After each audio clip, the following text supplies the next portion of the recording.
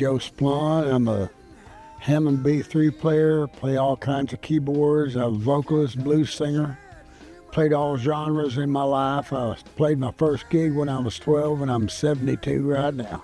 I wanted to be in the military, but then I had a detached retina and lost more vision, so I couldn't be in the military. What actually hooked me was the Beatles on Ed Sullivan.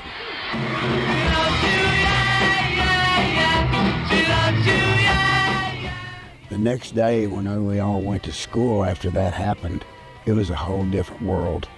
Everybody wanted to play music, everybody wanted to be in a band, so I started picking up the drums at that point.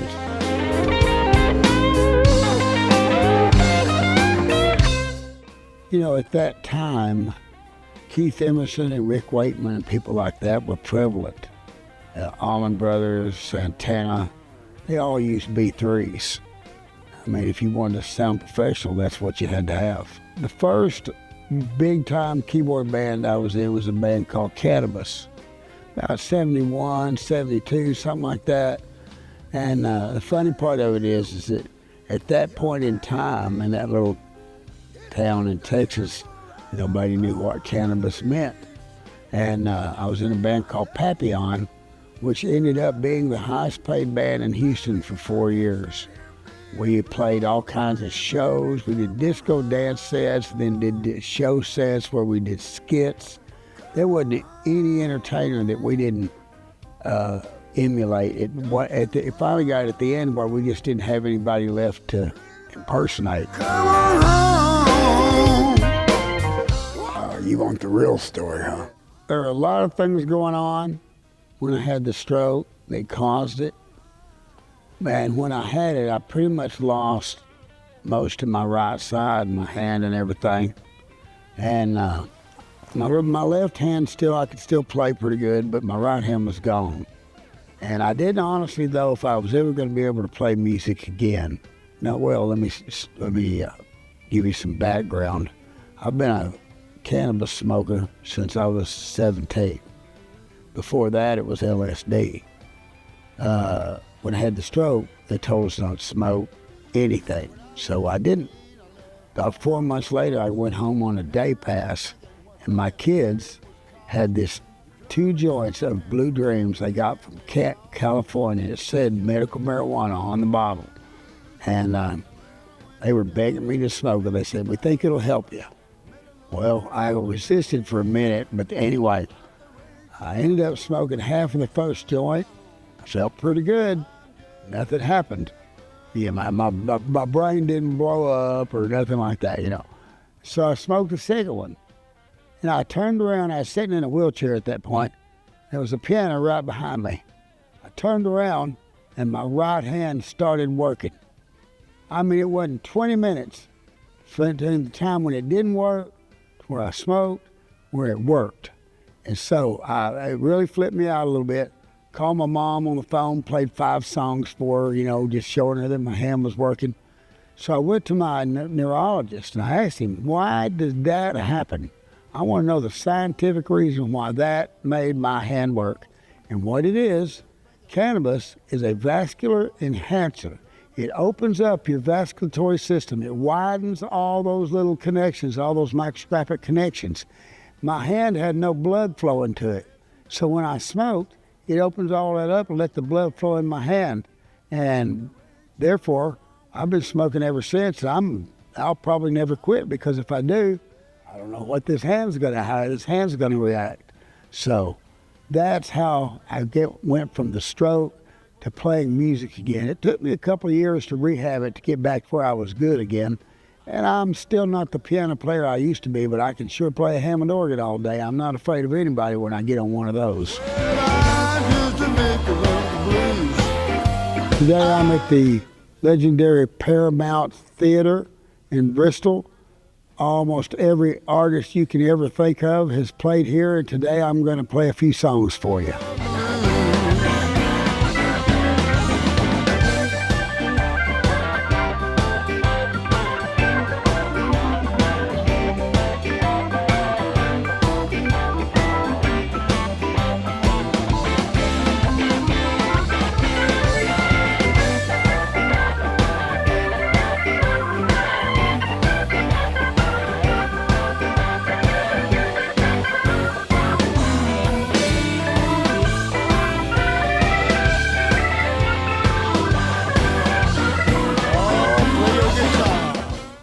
I was told by a guy that was running a restaurant, and we played there, and he said, one thing about Joe Splawn, he goes, he doesn't care if it's one person or if 100 out there, he's still going to play the same way.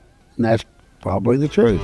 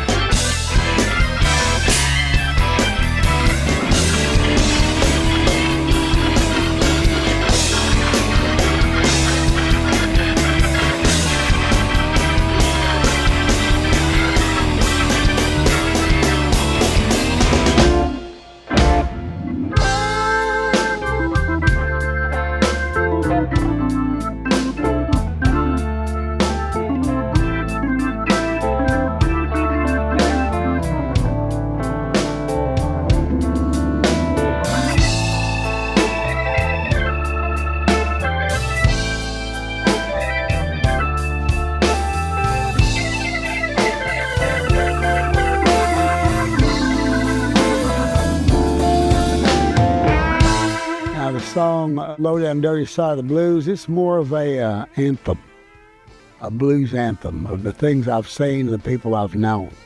Every song I write, I don't write anything from a fictitious standpoint. Everything I write is something that I've either experienced or seen. The blues is for the bangers lying dead in the street. The blues is for the old people with not enough to eat.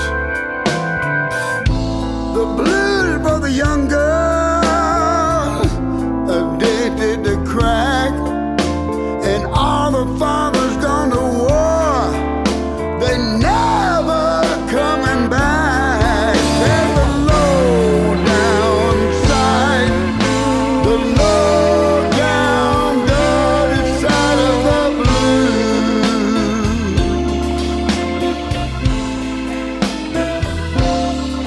That's the low down side, the low down dirty side of the blues.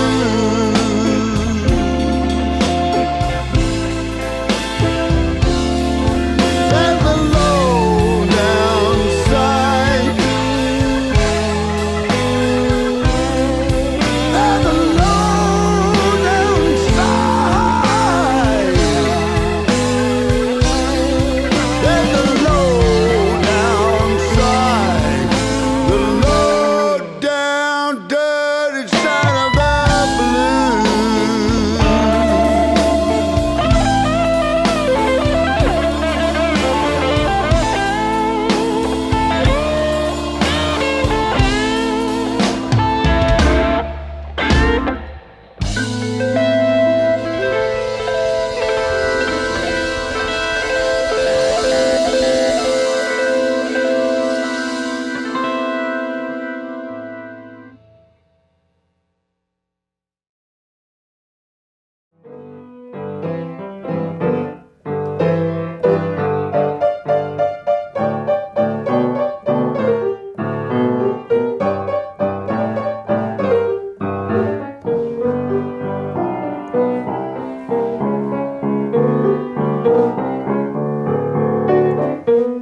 Big boss man, can't you hear me when I call?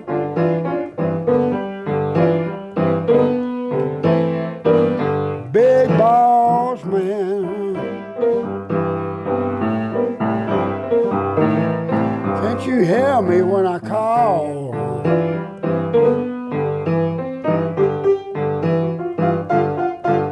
You ain't so big, you just talk, that's all.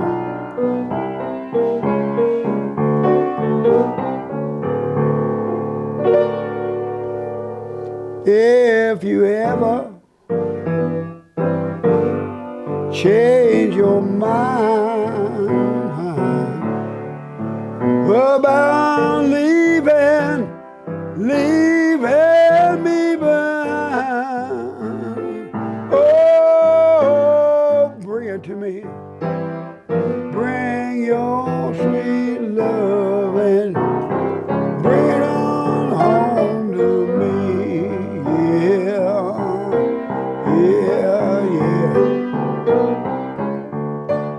I was in a Jimi Hendrix band. We did 29 Jimi Hendrix tunes, some Cream and some Blue Cheer.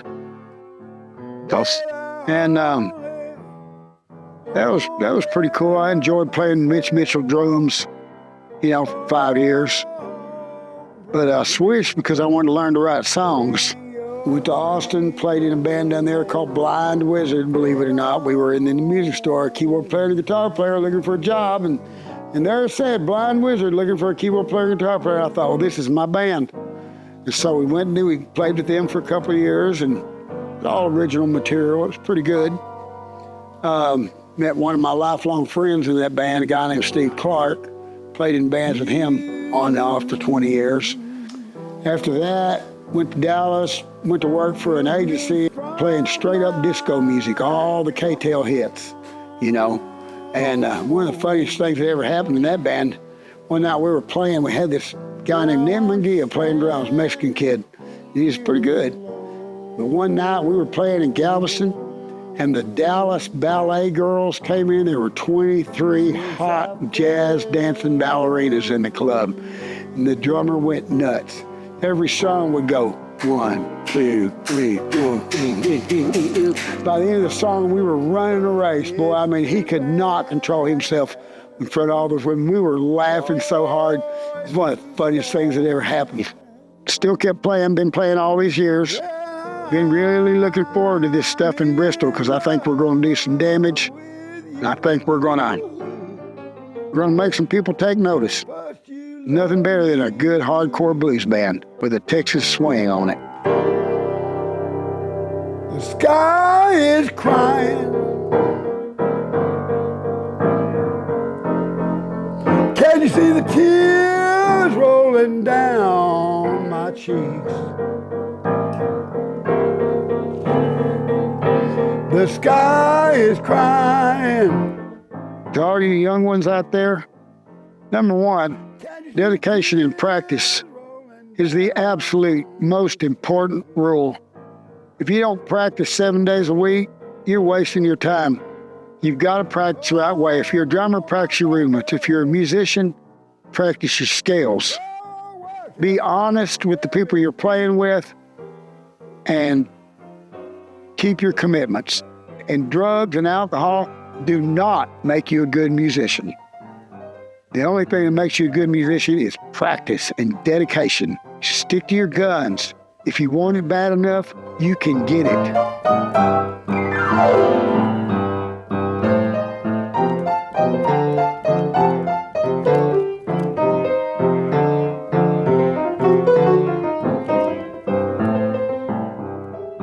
So all you musicians out there, better hold on to your hats, because it's coming. And we're going to take this place by storm. This band I've got now is a monster. And we're only getting better every day.